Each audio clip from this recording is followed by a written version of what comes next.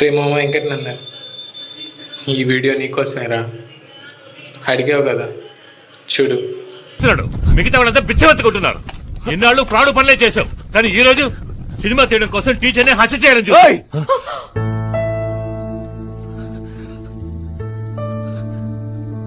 అంతకుండా అంటున్నావు, నేను హత్య చేయడం చూసావా నువ్వు? అవునయ్యా, నేను ఫ్రాడ్నే. దేనివల్ల? నీ వల్ల, నీ కఠినమైన పెంపకం వల్ల.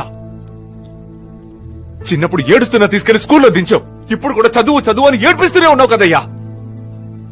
జ్వరం వచ్చినా తీసుకెళ్లి స్కూల్లో దింపుతావు, ఫెయిల్ అయితే గుండు కొట్టిస్తావు.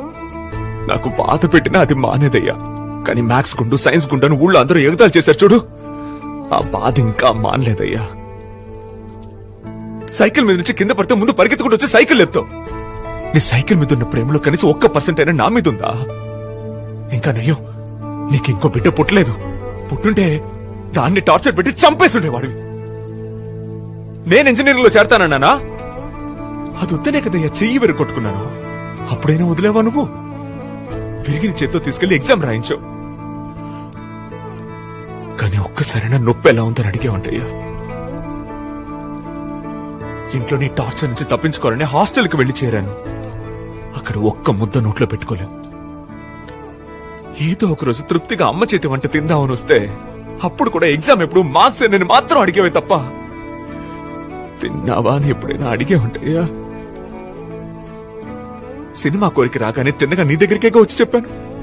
అప్పుడే నువ్వు పర్వాలేదు, ఒకసారి ట్రై చేసి చూడరా అని సపోర్ట్ చేస్తుంటే ఇప్పుడు నాకెందుకయ్యా ఈ పరిస్థితి? అదో తెలిసి ఒక పిచ్చోడిని తీసుకొచ్చి నువ్వు వాళ్ళ అయిపోతావన్నావు. మనిషి వంటయ్యా నువ్వు? ఏమయ్యా, ఇంతవరకు నువ్వు నాకోసం ఏం చేసావయ్యా? నీకేంటి, ఈ లోకమే నాశనం అయిపోయినా నేను ఇంజనీర్ అవ్వాలి, ఉద్యోగానికి వెళ్ళి ఎడ్యుకేషన్ లోనే తీర్చాలి, అంతేగా? దిగులు పడుకో, నేను ఎలాగైనా తీర్చేస్తానులే.